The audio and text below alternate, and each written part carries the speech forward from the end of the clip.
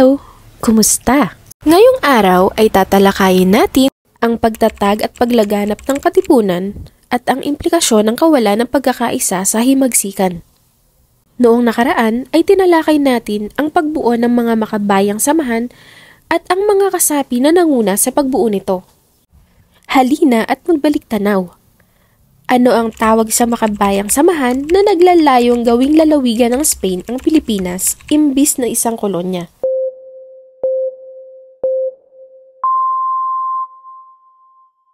Ano ang tawag sa pahayagan na unang inilathala noong February 15, 1889 na naglalayong iparating ang kasamaan at maling pagtrato ng mga Espanyol sa mga Pilipino?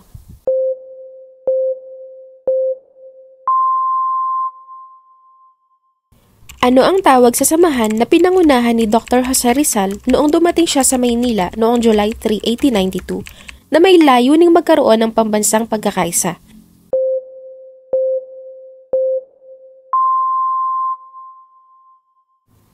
Nasagutan mo ba ng tama ang lahat ng tanong? Kung oo, mahusay. Ang paghina ng kilusang propaganda sa Europe at ang balita ng pagdakip at pagpapatapon kay Jose Rizal sa dapitan noong 1892 ang dalawa sa mga pangyayaring nagbigay daan sa pagsisimula ng bagong pamamaraan ng pagpapakita ng damdaming nasyonalismo ng mga Pilipino. Ito ay ang pagkakatatag ng katipunan. Itinatag ang katipunan noong July 7, 1892 sa tirahan ni Diodato Arellano sa Calle Azcarraga sa Tondo, Maynila. Kabilang sa mga dumalo sa pagpupulong ay sina Diodato Arellano, Teodoro Plata, Ladislao Diwa, Valentin Diaz, Jose Dizon at Andres Bonifacio. Sa pulong na ito ay napagpasyahan na itatag ang isang lihim na kilusan.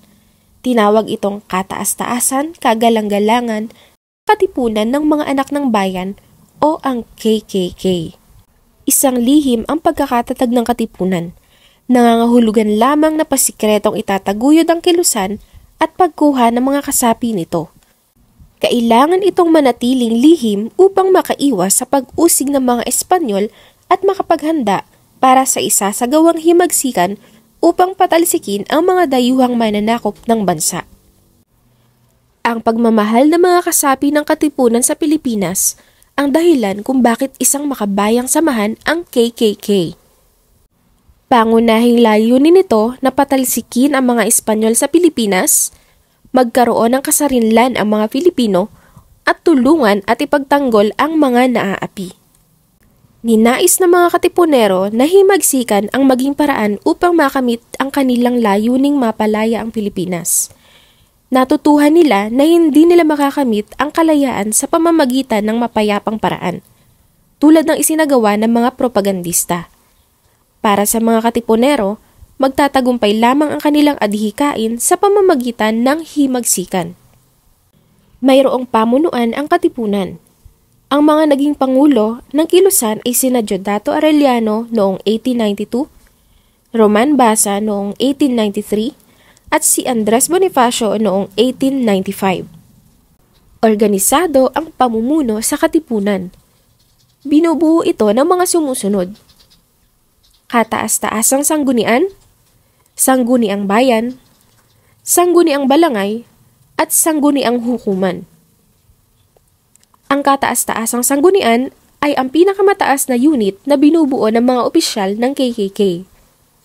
Ang Sangguniang Bayan naman ay kabilang ang mga samahang mula sa lalawigan at bayan. At ang Sangguniang Balangay ay ang samahan ng KKK sa mga barangay o ang pinakamaliit na unit. Ang katipunan ay isang lihim na kilusan. Dahil dito, naging maingat ang mga pinuno nito sa pangangalap ng mga kasapi nito. Hinati ang mga miyembro ng katipunan sa 3 antas. Bawat antas ay may katumbas na kontrasenyas. Maaaring umangat ng antas ang mga kasapi. Ang unang antas ay tinatawag na katipon, pinakamababang uri ng kasapi, at may kontrasenyas na anak ng bayan. Ang ikalawang antas naman ay tinatawag na kawal. Sila ay may kontrasenyas na gumburza. At ang ikatlong antas ay tinatawag na bayani. Sila ang pinakamataas na uri ng kasapi at may kontrasenyas na Rizal. Ginamit ng mga Katipunero ang sistemang triangulo sa simula ng pangangalap ng mga kasapi sa lihim na kilusan. Magdadala ang orihinal na kasapi ng dalawang bagong kaanib na hindi magkakilala. Ang pangalawang bagong kaanib ay kukuha rin ng dalawang bagong kaanib na hindi rin magkakilala. Kalaunan ay binago ito at maaari ng mangalap ng kahit ilang mga kasapi. Naging matagumpay ang Katipunan sa pagkalap ng mga kasapi nito. Maraming Katipunero ang naging tanyag dahil sa mga natatanging ambag nito sa pagkamit ng layunin ng kilusan. Kilalanin ang dalawa sa pinakatanyag na kasapi ng Katipunan, sina Andres Bonifacio at Emilio Jacinto. Si Andres Bonifacio ang kinilala bilang ama ng Katipunan at tinawag na Supremo ng Kilusan. Ipinanganak siya noong November 30, 1863 sa Tondo, Maynila. Nagmula siya sa karaniwang pamilya. Nagtrabaho bilang mensahero at ahente. Ipinakita niya ang kanyang talino sa mga binasa niyang mga banyagang aklat tulad ng Les Miserables at dalawang nobela ni Rizal, gayon din sa pagsulat ng akdang Dekalogo ng Katipunan. Naging miyembro ng La Liga Filipina noong 1892 at tagapagtaguyod ng Katipunan. Pinakasalan niya si Gregoria de Jesus noong 1892.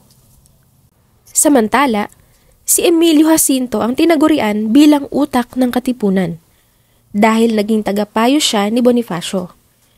Isinilang siya sa Tondo, Maynila noong December 15, 1875. Naging kasapi siya ng KKK noong 1894 at naging patnugot ng pahayagang kalayaan. Siya ang may akda ng Kartilya ng Katipunan na nagsilbing Biblia ng Kilusan. Naglalaman ito ng mga kautusan tungkol sa dapat na asal at gawin ng mga Katipunero. Naging aktibo siya sa himagsikan noong 1896. Nagkasakit at binawian ng buhay noong April 16, 1899 sa Mahihay, Laguna. Maliban kina Bonifacio at Jacinto, naging tanyag din na kalihim ng Kilusan si Dr. Pio Valenzuela, isang manggagamot na aktibo sa Katipunan. Si Valenzuela ay ipinadala ni Bonifacio sa Dapitan noong June 1896 upang kunin ang pananaw ni Rizal sa balak ng Katipunan na maghimagsik laban sa mga Espanyol. Tinulungan niya si Jacinto sa pahayagan at tuluyang nakipaglaban sa panahon ng himagsikan. Gumamit din ng mga watawat ang Kilusan.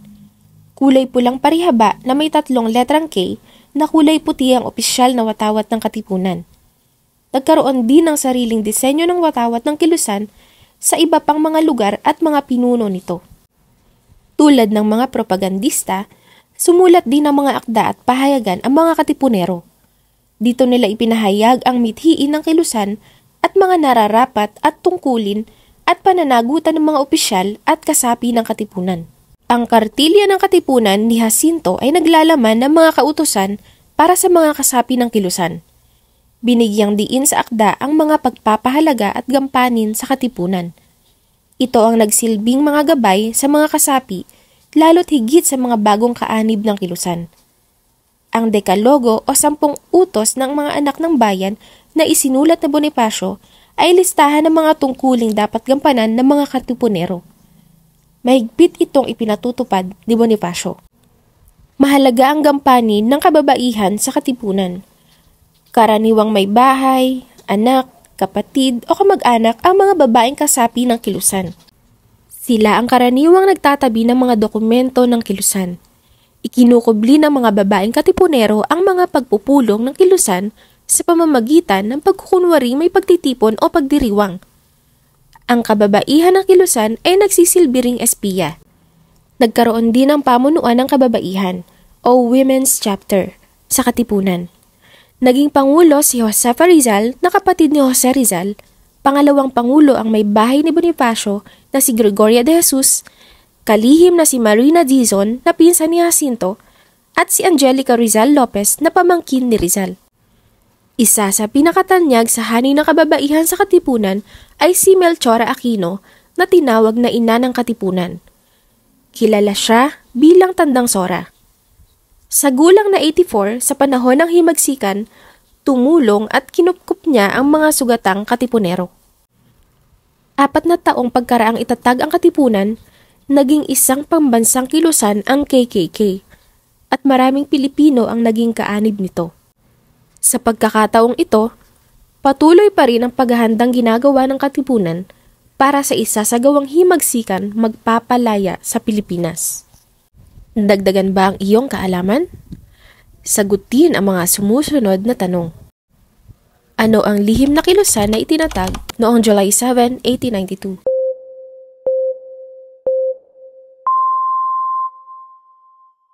Sino ang tinaguriang Supremo ng Katipunan?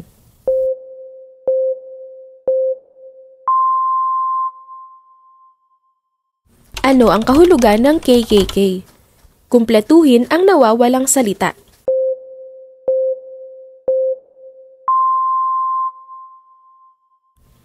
Sino ang utak ng Katipunan na sumulat ng akdang Kartilya ng Katipunan?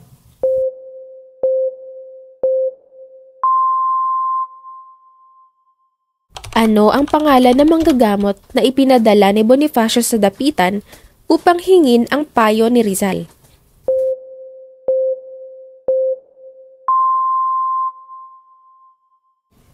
Sino ang tinaguriang ina ng Katipunan?